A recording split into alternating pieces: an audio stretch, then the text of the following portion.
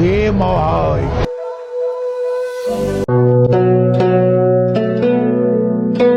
គេថាទឹកហូរមិនហត់ហត់តែអ្នកហែលទឹកហូរដែលអ្នកហែលលងបាត់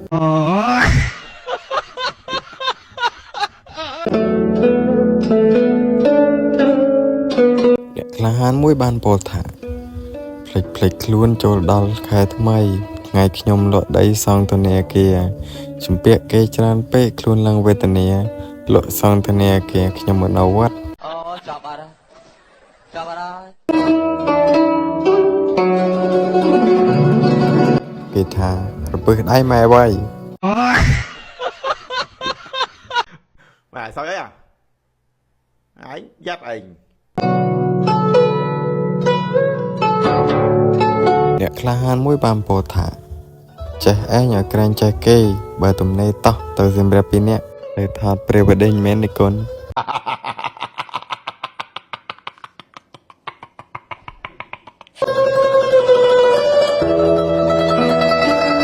អ្នកក្លាហានមួយបានពោលថាឃើញមេឃស្រទុំខ្ញុំស្មានតែភ្លៀងខំប្រឹងស្ដាពីងស្ដាអាងទាំងឡាយស្រាប់តែខ្យល់បក់ពពកខ្ចាត់ខ្ចាយរសាត់ទៅឆ្ងាយស្រឡះឡើងវិញខ្លួនឯងស្មានខុសបានទោសអ្នកណា